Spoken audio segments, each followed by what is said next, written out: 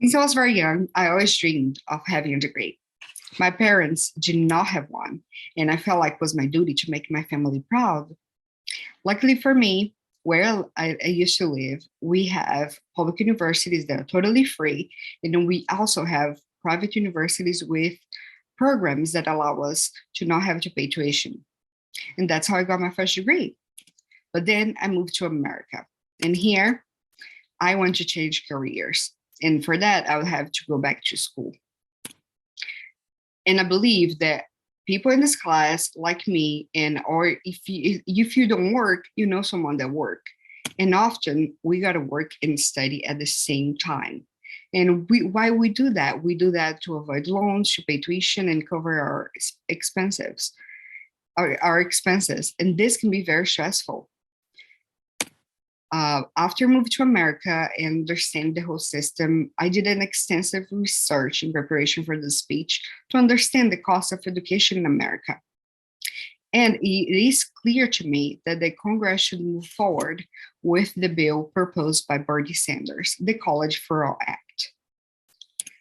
First, I'll be talking about the current situation of tuition. Then I will be talking about why people are opposed to this idea. And finally, what you can do to help. So let's get started. So in April of 2021, Bernie Sanders introduced the College for All Act. And the goal of this bill is to help families avoid loans. So this bill would guarantee that families earning under 125,000 a year, they would go to community colleges and public universities for free. The College for All Act also doubled the Pell Grant from $6,495 to $12,990. And also, part of the money they would receive for the government would be going towards programs that would help disadvantaged students.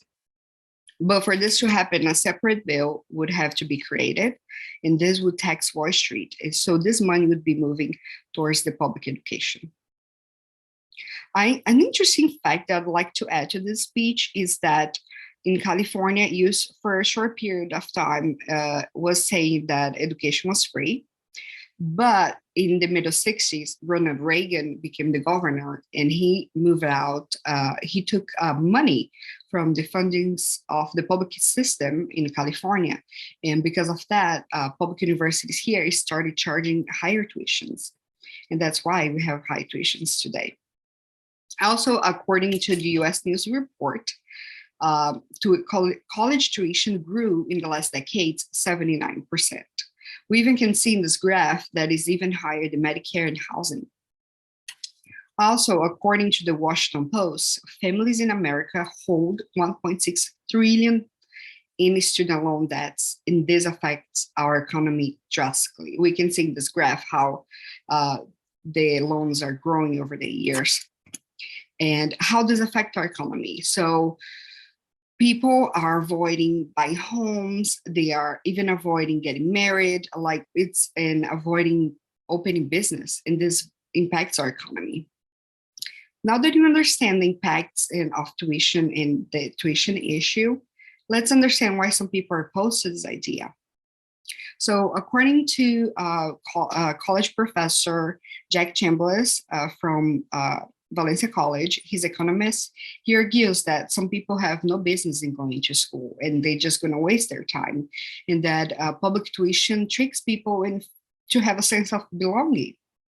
But you need to take in consideration that according to U.S. Department of Education, nowadays, having a high school diploma is not enough. Fast-growing occupations in America, they require a bachelor's degree. So nowadays, having a degree is a necessity. Also, according to the National Taxpayers Union, they states that by taxing Wall Street would hurt other investors. But at the same time, we know that the tuition has been rising as well loans.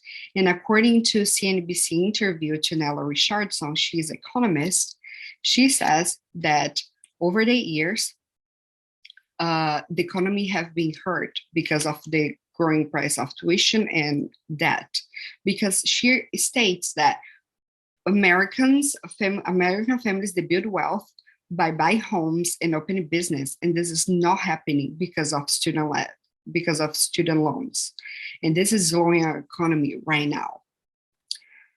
Another reporter, she said, Ella Anderson, she says that the fact that people would go to school for free, this may be people not take it seriously.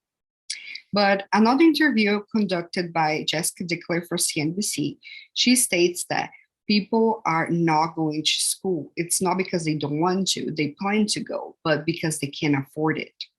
So now that we understand why some opposing viewpoints, let's see what you can do to help.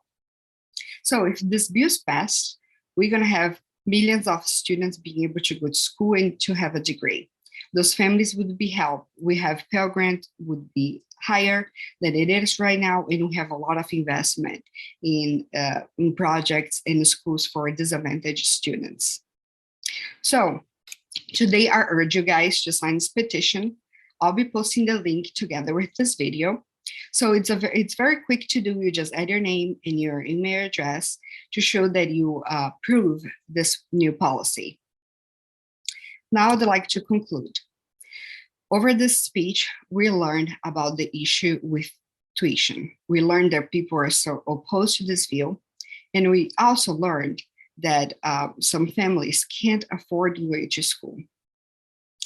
And also, on top of everything, our economy is slowing because it's not having, people are not opening business, people are not buying homes, and this can cause a lot of problems. So I urge you guys today again to sign this petition that I'll be posting, and it's very quick and it's going to show your support to this new policy.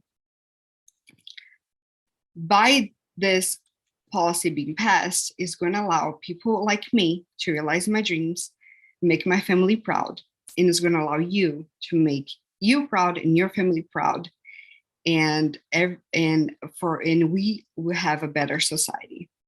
Thank you.